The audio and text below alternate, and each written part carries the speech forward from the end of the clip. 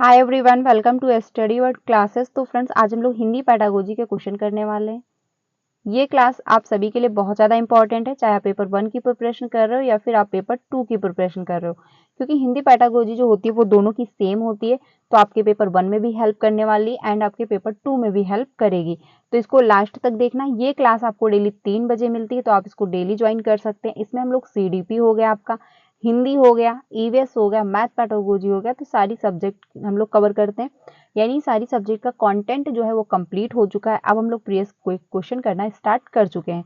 तो ये 3 बजे की क्लास आप ज्वाइन करिएगा। साथ ही साथ 5 बजे जो क्लास होती है उसमें हम लोग न्यू NCERT डिस्कस करते हैं। चैप्टर वाइज क्लासेस चल रही हैं, साथ ही साथ प्रीवियस के क्वेश्चन भी चल रहे हैं। ठीक है, तो आप लोग ज्वाइन कर सकते हैं। आज जो आपको 5 बजे की क्लास मिलेगी उसमें क्लास 8 की, क्योंकि क्लास 8 के बहुत सारे क्वेश्चन पूछे जाते हैं क्लास 8 से ही। यानी मॉडल हिस्ट्री हो गया, आपका ज्योग्राफी हो गया, तो ज़्यादातर क्लास 8 के ही क्वेश्चन पूछे जाते हैं। यानी क्लास 8 से ही ज़्यादा क्वेश्चन बनाए जाते हैं।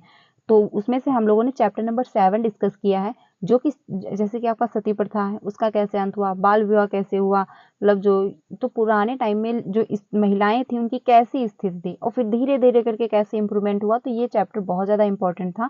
तो ये चैप्टर आप लोगों ने जरूर, मतलब आप लोग जरूर जाके देखिएगा। 5 बजे की क्लास में आज आपको क्लास मिली होगी। तो स्टार्ट करते हैं आज के जो क्वेश्चन है हिंदी पेडागोजी के। पहला है क्वेश्चन, इसमें बात कही गई है प्राथमिक स्तर पर बच्चों की भाषा का आकलन करने का उद्देश्य है। यानी आप प्राथमिक स्तर पर अगर बच्चों का भाषा आकलन का मतलब भाषा आकलन कर रहे हैं तो उसका उद्देश्य क्या है, आखिर आप क्यों ऐसा कर रहे हैं। ठीक है, तो उनकी पठन क्षमता का आकलन, मतलब आप इसलिए आकलन कर रहे हैं कि बच्चे की क्षमता को पहचान सकें कि वो कितना पढ़ लेंगे।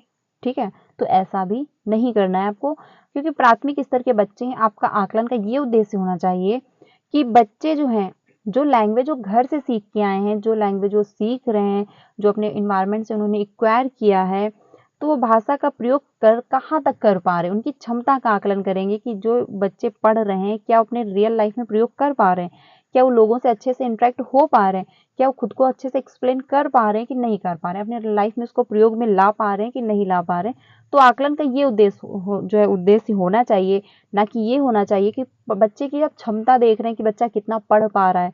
ऐसा नहीं होगा, क्योंकि प्राथमिक स्तर का बच्चा है, उसकी क्षमता आप आकलन से ये नहीं पता लगा, मतलब ये आप नहीं देखेंगे कि बच्चे की पढ़ने की क्षमता कितनी है। ठीक है, क्योंकि छोटा बच्चा है, पढ़ने की क्षमता ज़्यादा नहीं होगी, तुरंत बोरियत महसूस करेगा।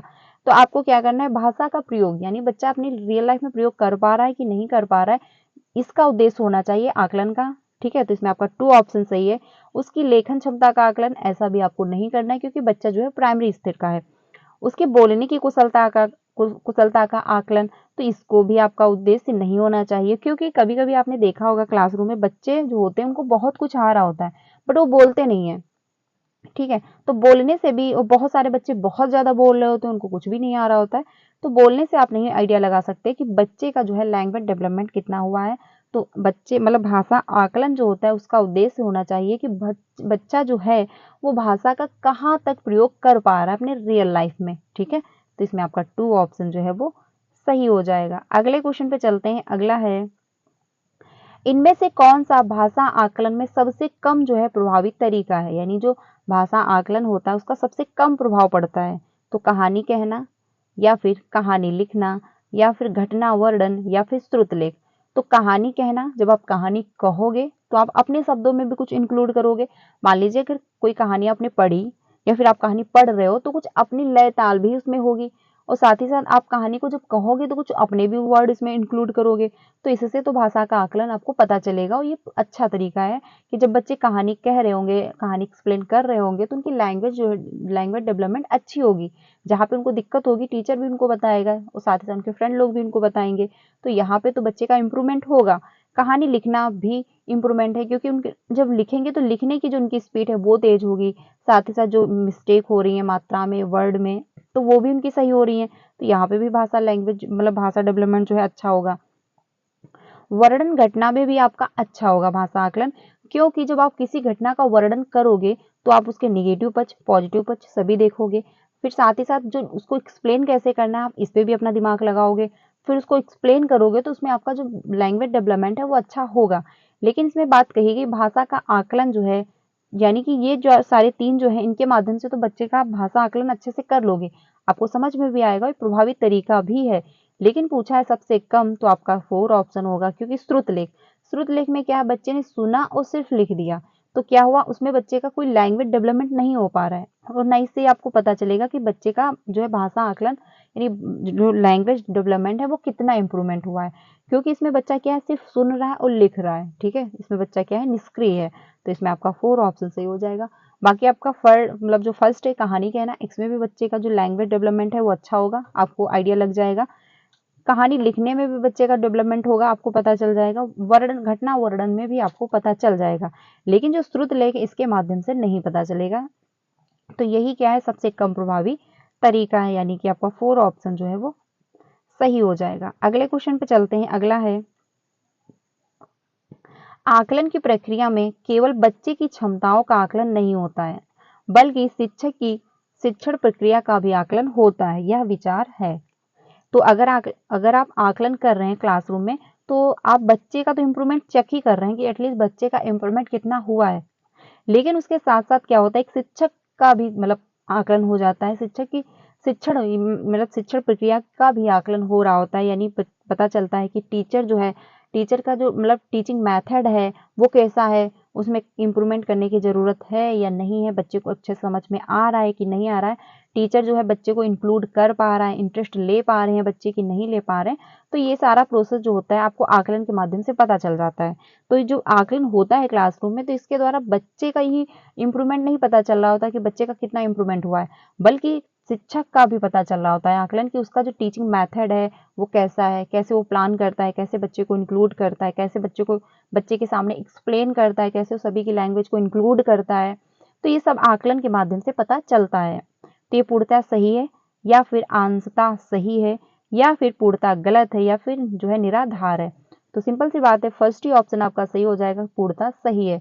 क्योंकि आकलन के माध्यम से आप बच्चे का तो इम्प्रूवमेंट चेक ही कर रहे होते, बच्चे की क्षमता जो है वो आपको पता चल रही होती है, साथ ही साथ शिक्षक की भी, क्योंकि आपको पता चलेगा आकलन के माध्यम से कि शिक्षक जो है वो कैसे पढ़ाता है क्लासरूम में, कैसे बच्चे को इंक्लूड करता है, कैसे बच्चे के सामने एक्सप्लेन करता है खुद को, कैसे चैप्टर को डील करता है। तो ये सारी इंफॉर्मेशन जो आपको आकलन के माध्यम से पता चलती है, टीचर की भी एंड बच्चे की, कि बच्चे कैसे जो है सीख रहे हैं, कहाँ पे उनको दिक्कत हो रही है, बच्चे को कहाँ पे समस्या आ रही है, कैसे वो सीखेंगे। तो ये सब आकलन के माध्यम से सारी प्रोसेस जो है, सारी एक्टिविटियां पता चलती हैं। तो इसमें आपका फर्स्ट ऑप्शन जो है वो सही हो जाएगा। अगला है क्वेश्चन,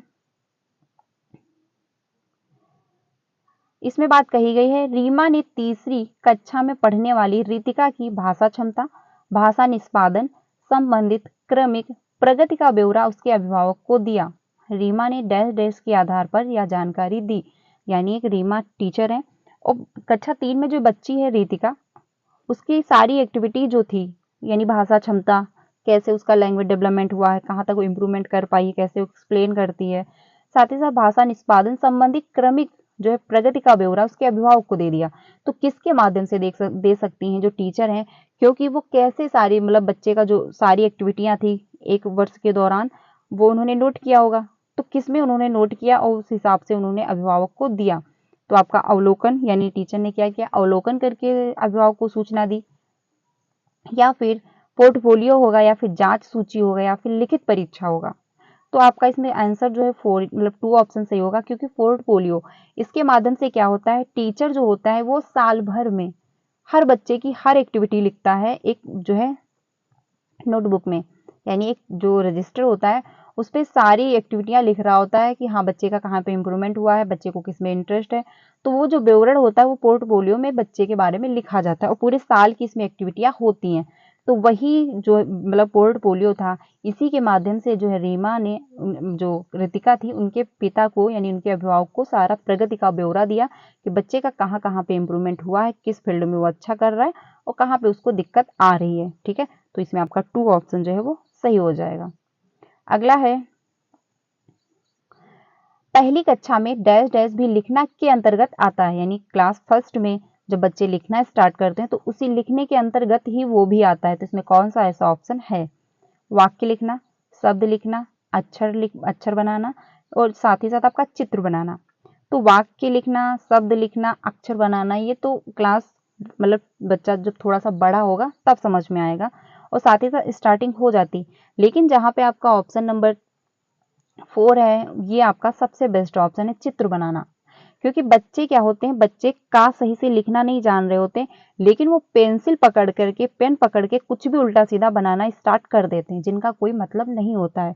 ठीक है, क्लीन वो चित्र नहीं बना पाते हैं, लेकिन वो बनाना स्टार्ट कर देते हैं। आपने देखा होगा जब मतलब आपके घर में अगर छोटे बच्चे होंगे तो दीवालों पर कुछ भी लिखना स्टार्ट कर देते हैं। ठीक है, तो उसको कहते हैं स्क्रबलिंग। वो लिखने की सबसे फर्स्ट स्टेज होती है, जिसका कोई मतलब नहीं है। वो ऐसे ऐसे लाइनें खींच रहे होते हैं, तिरछी वो पड़ी लाइनें खींच रहे हैं, बट उसका कोई मतलब नहीं है, लेकिन वो लिखने की स्टेज मानी जाती है फर्स्ट। क्योंकि इसमें क्या है, बच्चा पेंसिल पकड़ रहा है, अपने हाथ का बैलेंस बना पा रहा है, वो लाइनें खींच पा रहा है, तो ये लिखने की फर्स्ट स्टेज मानी जाती है। इसको कहते हैं स्क्रिबलिंग, ये भी ध्यान रखना। लेकिन यहाँ पे जो पूछा था, अगर यहाँ पे होता है स्क्रबलिंग तो आपका वो ऑप्शन पहले होता है, यानी फर्स्ट प्रायोरिटी उसको मिलती। लेकिन अगर वो ऑप्शन में नहीं है तो चित्र बनाना भी आपका फर्स्ट प्रायोरिटी होगा। क्योंकि जो है पहली कक्षा की बात कही जा रही है, बच्चे जब चित्र बना रहे हैं तो वो लिखने की फर्स्ट स्टेज होती है। क्योंकि इसमें क्या होता है, बच्चे पेन और पेंसिल पकड़ना सीख रहे हैं, बैलेंस बनेगा, वो कैसे मूव करेगी पेंसिल को, हमको कैसे घुमाना है अपने हाथों पे, मतलब अपने हाथ, अपनी फिंगर्स का प्रयोग करके हमको पेंसिल को कैसे पकड़ना है, कैसे उसको बैलेंस में लाना है, कैसे मूव कराना है। तो ये सारे मतलब जो मतलब जो अनुभव होता है वो आपको चित्र के माध्यम से पता चल रहा होता है। बच्चे का तो सही से नहीं बना पाते, ना खा अच्छे से बना पा रहे होते, लेकिन वो चित्र बनाना स्टार्ट कर देते हैं, कुछ भी उल्टा सीधा चित्र वो बनाते हैं जिसका कोई मतलब नहीं है, जो क्लीन नहीं बना पाते। लेकिन लिखने की जो है फर्स्ट स्टेज वहां से स्टार्ट हो जाती है, क्योंकि वो कुछ भी तो स्टार्ट कर चुके हैं बनाना, है ना। तो इसमें आपका जो है 4 ऑप्शन सही हो जाएगा। वाक्य लिखना, शब्द बनाना तो ये बाद में आता है, पहले क्या है, बच्चा घर में स्क्रबलिंग करना स्टार्ट कर देता है, फिर स्कूल आता है तो चित्र बनाना भी शुरू कर देता है, उल्टे सीधे कुछ भी वो बनाना स्टार्ट करता है। तो इसमें आपका जो है 4 ऑप्शन सही हो जाएगा। अगला है 11, प्राथमिक स्तर पर पढ़ना सीखने में सबसे कम महत्वपूर्ण है। तो आपका अनुमान लगाना है, संदर्भानुसार अर्थ है, अक्षरों की पहचान है, पढ़ने का उद्देश्य है। तो क्वेश्चन नंबर जो आपका 11 है, इसमें बात कही कि प्राथमिक स्तर पर पढ़ना सीखने में सबसे कम महत्वपूर्ण है, यानी कि जो प्राथमिक स्तर के बच्चे हैं उसमें सबसे महत्वपूर्ण कम है जो पढ़ना, मतलब पढ़ना सिखाने में सबसे कम महत्वपूर्ण क्या है। तो 11 का आपका थर्ड ऑप्शन सही होगा, यानी अक्षरों की पहचान। क्योंकि आप बच्चे से ये आइडिया नहीं लगा सकते कि बच्चे जो हैं वो अक्षरों की पहचान करें, क्योंकि वो छोटे बच्चे हैं, प्राथमिक स्तर के बच्चे हैं, तो वो अभी इतना ज़्यादा अनुमान नहीं लगा पाएंगे, मतलब अक्षरों की पहचान नहीं कर पाएंगे। बट हाँ, बच्चों से आप उम्मीद करेंगे कि अनुमान लगाएं, संदर्भ में सिखाएंगे, बच्चे कनेक्ट करेंगे, रियल लाइफ से कनेक्ट करेंगे, या फिर जिनको आता है आप उनसे कनेक्ट करके पढ़ाएंगे तो बच्चे अच्छे से पढ़ेंगे, और पढ़ने का उद्देश्य भी। लेकिन जो सबसे कम पूछा है वो आपका अक्षरों की पहचान होगा, क्योंकि बच्चे जो हैं छोटे, धीरे धीरे करके वो जब सब चीज़ें कनेक्ट करने लगेंगे तो अक्षरों की पहचान वो धीरे धीरे करना स्टार्ट कर देंगे। ठीक है, अगला है, भाषा अर्जन क्षमता किसके साथ संबंधित है। पियाजे के अनुसार नॉम चॉम्स्की, स्किनर, ब्रूनर। तो इसमें आपका जो ऑप्शन सही हो जाएगा 2, नॉम चॉम्स्की। यानी नॉम चॉम्स्की जी जो हैं ये कहते हैं भाषा अर्जन की जो क्षमता होती है हर व्यक्ति में जन्मजात होती है। हर बच्चा जो है भाषा सीखने की क्षमता के साथ पैदा होता है। यानी ये नहीं आप कह सकते कि आपका बैकग्राउंड अच्छा नहीं है तो आप लैंग्वेज नहीं सीख सकते, आप इंग्लैंड के हो तो आप लैंग्वेज अच्छे से सीखोगे, आप भारत के हो तो अच्छे से लैंग्वेज नहीं सीख सकते, तो ये कहना गलत होगा। हर बच्चे में, हर व्यक्ति में क्षमता होती है, हर बच्चे में जो है क्षमता होती है लैंग्वेज सीखने की, वो अपने इन्वायरमेंट से लैंग्वेज एक्वायर कर सकता है। और साथ ही साथ नॉम चॉम्स्की ये भी कहते हैं कि जो बच्चा 5 साल तक, मतलब 5 साल का होता है तो बच्चे में एलईडी जो होती है, एलईडी जो होती है वो बहुत ज़्यादा एक्टिव रहती है। यानी 5 साल का बच्चा अगर है, उसको आप कहीं भी भेज दें, वो कोई भी लैंग्वेज एक्वायर कर लेगा आराम से, कोई भी उसको दिक्कत नहीं होगी। क्यों? उसका एलईडी बहुत ज़्यादा एक्टिव होता है। आपने देखा होगा आपके घर में अगर छोटा बच्चा होगा तो हर लैंग्वेज को बहुत जल्दी कनेक्ट करेगा, हर लैंग्वेज बहुत जल्दी से सीखेगा, कॉपी करेगा। अगर आप कुछ बोल रहे हैं तो वो भी वैसे ही बोलने की कोशिश करेगा। तो जब बच्चा मतलब छोटा होता है तो लैंग्वेज इसलिए वो ज़्यादा एक्वायर करता होता है, अच्छे से सीख रहा होता है, क्योंकि उसका एलईडी जो है वो बहुत ज़्यादा एक्टिव होता है, और ये 5 साल तक बहुत एक्टिव रहता है नॉम चॉम्स्की के अकॉर्डिंग। ठीक है, अगर आप 5 साल के बच्चे को कहीं भी विदेश भी अगर भेज रहे हैं तो वहाँ की लैंग्वेज को कम टाइम में एक्वायर कर लेगा। लेकिन अगर वहीं पे बच्चा 20 साल का है या फिर मान लीजिए 15 साल का है, तो उसको सीखने में समस्या होगी 5 साल के बच्चे के अकॉर्डिंग। 5 साल का बच्चा जल्दी सीखेगा, 15 साल का बच्चा थोड़ा लेट में सीखेगा। ठीक है, तो नॉम चॉम्स्की कहते हैं कि जो हर व्यक्ति में, हर बच्चे में क्या है, जन्मजात क्षमता होती लैंग्वेज सीखने की। उनको ना कोई कोचिंग देनी पड़ेगी, ना कोई ट्यूशन देना पड़ेगा, ना ही उनको अपने घर में भी ट्यूशन लेनी पड़ेगी कि हमको लैंग्वेज एक्वायर करनी है। वो आराम से खेल खेल के माध्यम से भी सीखेंगे। खाना खा रहे तब भी कुछ ना कुछ सीख रहे हैं, मूवी देख रहे हैं तब भी सीख रहे हैं, माँ से बात कर रहे हैं, घर में खेल रहे हैं तब भी सीख रहे हैं। तो क्या है, बच्चे खेल खेल के माध्यम से, यानी कोई भी एक्टिविटी हो रही है, मार्केट जा रहे हैं माँ के साथ तब भी वहां से कुछ ना कुछ वो सीख रहे हैं। तो बच्चे क्या है, अपने इन्वायरमेंट से जो एक्वायर करते हैं, जो देखते हैं, जो सुनते हैं, जो कल्चर है, जैसा माहौल है, वैसे क्या है उनकी लैंग्वेज हो जाती है, वो आराम से सीख लेते हैं। इसके लिए उनको प्रेशर नहीं रहता उन पे कि हाँ हमको तो लैंग्वेज सीखनी है। लेकिन हाँ, जब वो स्कूल जाते हैं तो विधिवत नियम रूप से, ठीक है, उनको सीखना पड़ता है। तो इसमें आपका 2 ऑप्शन जो है वो 2 ऑप्शन जो सही हो जाएगा। अगला है क्वेश्चन, प्राथमिक स्तर पर भाषा सीखने में भाषा संबंधी कौन सा संसाधन सर्वाधिक महत्वपूर्ण है? तो आपका कंप्यूटर है, बाल साहित्य है, समाचार पत्र हैं, या फिर टेलीविजन है। तो इसमें आपका जो ऑप्शन सही हो जाएगा 2, यानी कि बात जो कही गई है, प्राथमिक स्तर पर भाषा सीखने में भाषा संबंधी कौन सा संसाधन सबसे मतलब महत्वपूर्ण है, तो आपका बाल साहित्य होगा। क्योंकि अगर आप क्लासरूम में बाल साहित्य करवा रहे हैं, यानी कि जब बच्चे एक वर्ड कहते हैं, दूसरा बच्चा उसी वर्ड से रिलेट करके कुछ कहता है, तो इससे क्या है, बच्चे की जो है शब्द भंडार बढ़ता है, बच्चे की लैंग्वेज बढ़ती है, बच्चा हर चीज सुनता है, महसूस करता है। तो जो बाल साहित्य, इससे क्या होगा, बच्चा जो है भाषा सीखेगा, वो बोलने का तरीका भी सीखेगा, उसका लैंग्वेज डेवलपमेंट अच्छा हो रहा होगा। कंप्यूटर हुआ, समाचार पत्र हुआ, टेलीविजन हुआ, ये सेकेंडरी है। लेकिन फर्स्ट प्रायोरिटी जो है वो आपका बाल साहित्य होगा। क्योंकि जब क्लासरूम में बाल साहित्य होगा तो सभी बच्चे इंक्लूड होंगे, सभी बच्चे इंटरेस्ट भी ले रहे होंगे। आपने खुद ही देखा होगा, जब आप बचपन में छोटे होंगे तो आपके विद्यालय में भी ये होता होगा, उसमें आप खुद बहुत एक्टिव होकर पार्टिसिपेट करते होंगे। तो वैसे ही जब बच्चे एक्टिव होंगे, जब एक्टिव होकर उसमें भाग लेंगे तो वो अच्छे से सीखेंगे और उनकी लैंग्वेज डेवलपमेंट अच्छे से होगी। क्योंकि मान लीजिए क्लासरूम में 30 बच्चे हैं तो 30 बच्चे 30 तरीके के होंगे और 30 प्रकार की उनकी सोचें होंगी। ये तो नहीं सभी बच्चे एक जैसे ही सोच रहे होंगे, सबकी थिंकिंग एक ही जैसी होगी, ऐसा तो नहीं है। सबकी डेवलपमेंट सबका जो सोचने का तरीका है, सबकी थिंकिंग जो है डिफरेंस होगी। तो हर बच्चे जब एक दूसरे से कनेक्ट हो रहा होगा तो हर दूसरे बच्चे की थिंकिंग जो है, बात करने का तरीका है, वो भी कनेक्ट होगा, वो भी बच्चा ऑब्जर्व करेगा।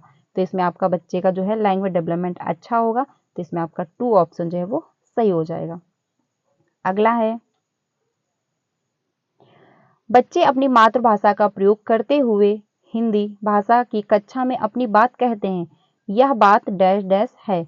यानी कि बच्चे क्या है, अपनी मातृभाषा का प्रयोग करते हुए हिंदी की क्लास चल रही है, उसमें अपनी बात कहते हैं।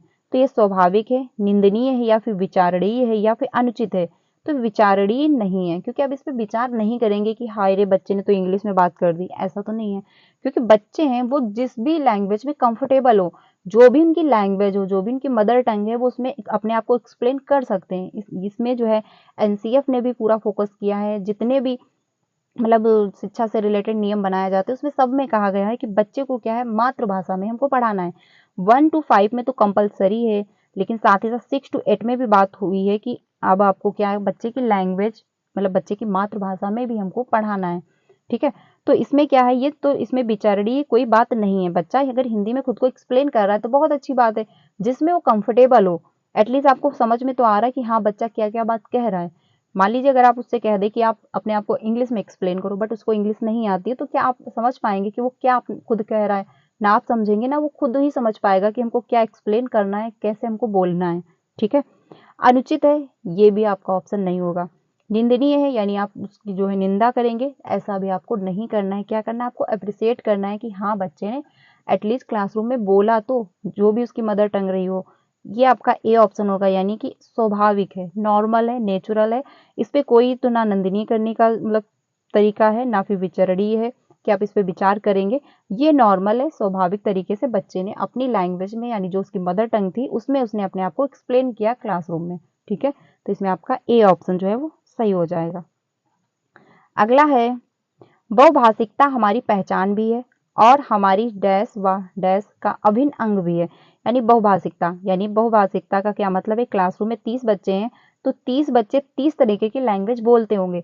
ये तो नहीं सभी बच्चे एक ही जैसे बोलते होंगे। कभी कभी ये भी होता है कि अगर बच्चे मान लीजिए किसी क्षेत्र से आ रहे हैं तो क्षेत्र का भी प्रभाव पड़ रहा होता है, क्योंकि कभी कभी ये होता है क्षेत्रीय लैंग्वेज भी चेंज होती है, ठीक है, तो उसमें भी मतलब चेंजमेंट होगा। तो सभी बच्चे की क्या है, एक तो मदर टंग वो भी चेंज होगी, बाकी क्षेत्रीय प्रभाव भी बच्चे की लैंग्वेज पे पड़ता है। आप चले जाइए कहीं भी, अगर आपने अपने ही जिले में अगर कहीं भी आप दूसरे साइड में जा रहे हैं तो लैंग्वेज का थोड़ा सा प्रभाव आपको चेंज मिलेगा, थोड़ा सा बातचीत करने का तरीका चेंज होगा। तो कुछ बच्चों पर क्या होता है, क्षेत्रीय प्रभाव भी पड़ता है, ठीक है। तो जो बहुभाषिकता है हमारी पहचान है, बिल्कुल सही बात है, क्योंकि लैंग्वेज जो है सभी की अलग अलग होती है। ये तो नहीं कि सभी बच्चे एक ही लैंग्वेज में बात करेंगे, एक ही तरीके से एक्सप्लेन करेंगे खुद को। तो ये आपका तो सही है। और हमारी अब इसमें आपको जो फिल करना है, तो सभ्यता और संस्कृत होगा, सभ्यता और साहित्य है, या फिर सांस्कृतिक साहित्य है, या फिर सांस्कृतिक चुनौतियां हैं। तो ये आपका नहीं होगा, ये भी आपका नहीं, ये भी आपका नहीं। ऑप्शन जो आपका है फर्स्ट सही होगा, यानी कि सभ्यता और संस्कृत का अभिन्न अंग है, यानी सभ्यता भी और संस्कृत। यानी जब आप क्लासरूम में 30 तरीके के बच्चे हैं, 30 तरीके की लैंग्वेज देख रहे हैं, तो आपको समझ में आ रहा है कि हाँ, बच्चा जब बोलता है तो उसकी संस्कृत यानी उसका कल्चर कैसा है वो इंक्लूड होता है। मान लीजिए कि आप किसी भी धर्म से हैं, अगर आप बोल रहे हैं तो आपको समझ में आएगा कि हाँ, बच्चा किस धर्म से जो है बिलोंग कर रहा है, ठीक है। तो इससे क्या होता है, हमको बच्चे की संस्कृत, बच्चे का कल्चर, कैसा माहौल रहा है, वो सब कुछ पता चल रहा होता है। तो इसमें आपका जो है ए ऑप्शन सही हो जाएगा। अगला है, प्राथमिक स्तर की पाठ्य पुस्तक में कार्टून, भाषण, विज्ञापन आदि बच्चों में भाषा क्षमता का विकास में डैश डैश हैं।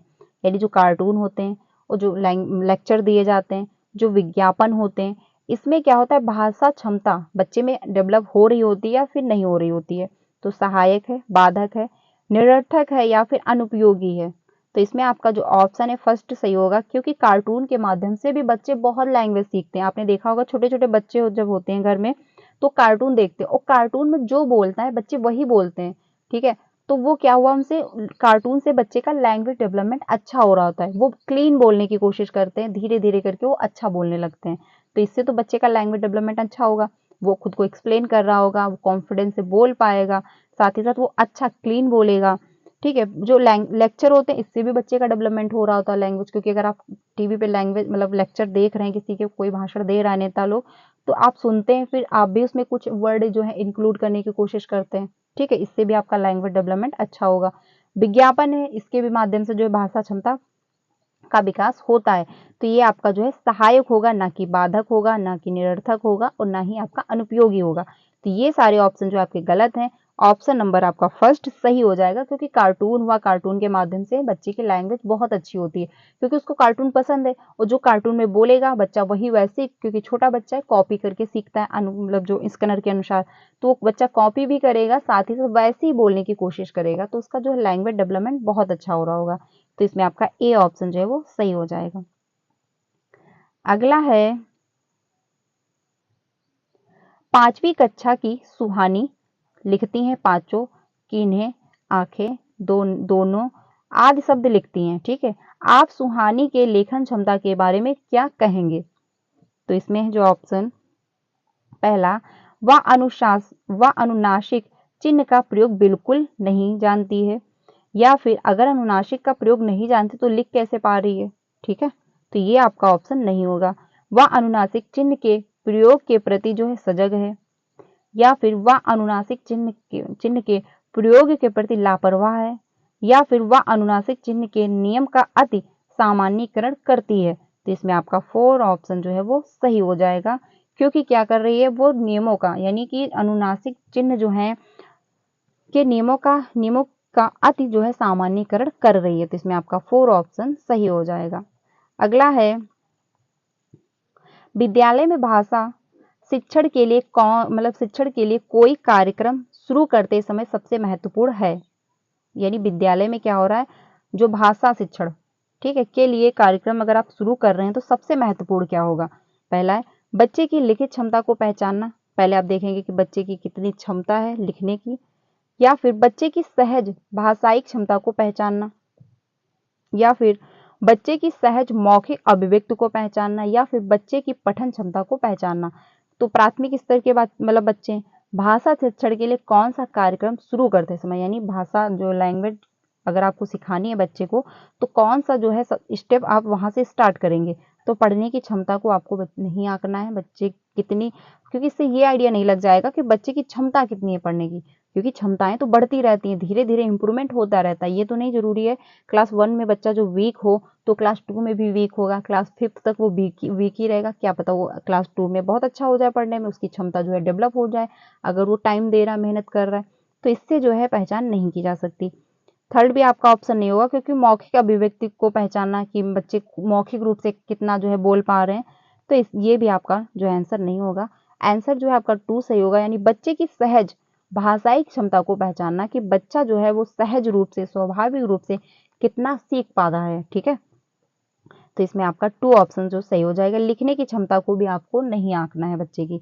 तो इसमें आपका जो पहला, यानी कोई कार्यक्रम शुरू करते समय सबसे महत्वपूर्ण क्या है, बच्चे की सहज भाषाई क्षमता को पहचानना। ठीक है, आगे चलते हैं अगले क्वेश्चन पे। सेकंड लास्ट क्वेश्चन है, कई बार बच्चे जब स्कूल आते हैं तो 2 या 3 भाषाओं को डैश और बोलने की क्षमता से लैस होते हैं, यानी पढ़ने, लिखने, रटने या फिर समझने। तो क्वेश्चन नंबर जो आपका 19 है, इसमें आपका 4 ऑप्शन सही हो जाएगा, यानी कि समझने।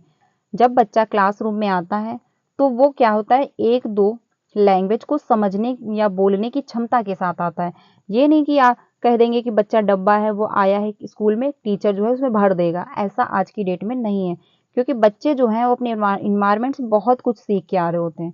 हो सकता है उनको 1-2 भी आ रहा हो, ABCD भी आने लगा हो, क्योंकि क्या है घर में वो धीरे धीरे पढ़ना शुरू कर देते हैं।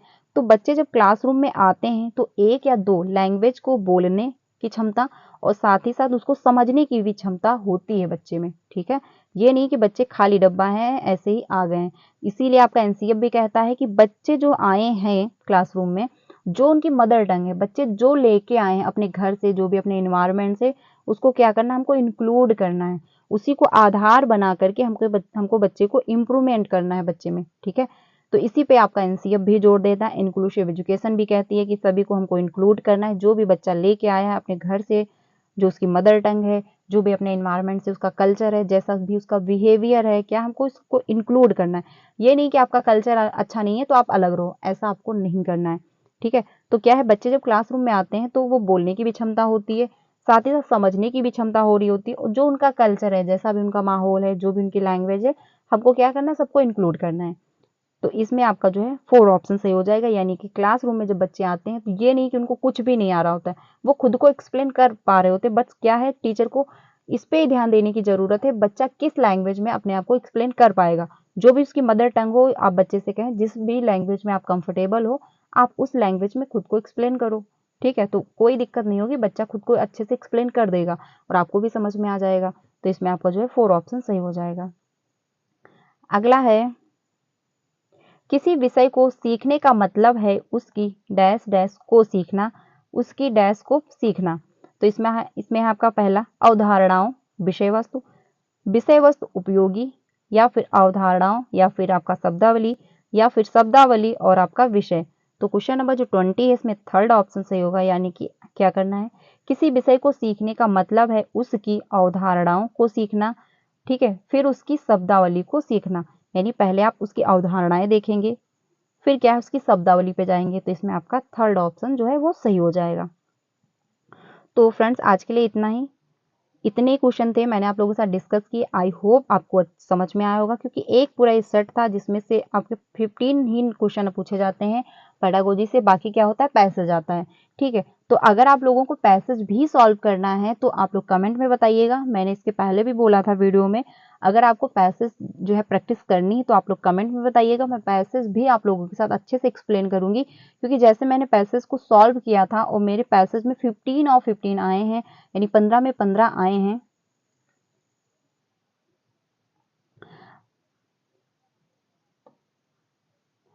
ठीक है, 15 में 15 आए हुए हैं, वैसे आपकी भी आ जाएंगे, कोई दिक्कत नहीं होगी। अगर आपको पैसेज की क्लासेस चाहिए तो आप लोग कमेंट करिएगा, मैं पैसेज की भी क्लासेस डालूंगी। क्योंकि इसमें क्या है, आपका पोयम आता है, मतलब काव्यांश और गद्यांश दोनों आते हैं, तो वो हम लोग अच्छे से एक्सप्लेन करेंगे। अगर आपको चाहिए क्लास तो बताइएगा कमेंट में, नहीं तो आप खुद से भी प्रैक्टिस कर सकते हैं। तो कमेंट में बताइएगा कि 15 15 ऑफ के कितने सही हुए, क्योंकि इससे क्या होगा, आपका एनालिसिस हो जाएगा कि आपका जो है हिंदी कहाँ तक इम्प्रूवमेंट हो पाई है और कहाँ पे आपको समस्या हो रही है। तो आप लोग कमेंट में अपना स्कोर भी जरूर मेंशन करिएगा, क्योंकि स्कोर जो है वो कोई भी मेंशन नहीं करता है, कुछ ही ऐसे लोग हैं जो स्कोर अपना मेंशन करते हैं। तो आप लोग जरूर अपना स्कोर मेंशन करिएगा, इससे आपको आइडिया लग जाएगा कि आपकी कहाँ पे गलती हो रही है। अगर आपने इतने क्वेश्चन अटेंड किए हैं तो आपके कितने सही हो पा रहे हैं, कितना आपका स्कोर बन पा रहा है। ठीक है, तो आप लोग कमेंट में अपना स्कोर मेंशन करिएगा। साथ ही साथ क्लास अच्छी लगी हो तो लाइक करिएगा एंड अपने सारे फ्रेंड को शेयर करना जो भी सीटेट की प्रिपरेशन कर रहे हैं। पेपर 1 हो या पेपर 2 हो, ये हिंदी पेडागोजी दोनों की सेम होती है, तो आप लोग ये डाउट मत रखिएगा कि पेपर 1 है या पेपर 2 है, क्योंकि मैं पेपर 1 के भी क्वेश्चन डिस्कस करती हूँ, पेपर 2 के भी करती हूँ, उसमें कोई आपको प्रॉब्लम नहीं होगी। तो आज के लिए इतना ही रखते हैं, मिलते हैं कल नेक्स्ट क्लास में। 5 बजे की क्लास जो है उसको जरूर ज्वाइन करिएगा, एसएसटी के लिए बहुत इंपॉर्टेंट है, क्योंकि वहां से क्वेश्चन पूछे जाते हैं। क्लास 8 की ज्योग्राफी हो गई, क्लास 8 की हिस्ट्री हो गई, वो वहां से क्वेश्चन बहुत आते हैं। तो इस वजह से आप लोग मतलब जो आज आपको क्लास मिलेगी 5 बजे की क्लास मिली होगी, उसको आप लोग जरूर ज्वाइन करिएगा। तो आज के लिए इतना ही रखते हैं, मिलते हैं नेक्स्ट वीडियो में। वीडियो अच्छी लगी तो लाइक करिएगा एंड अपने सारे फ्रेंड को शेयर करना। Thank you.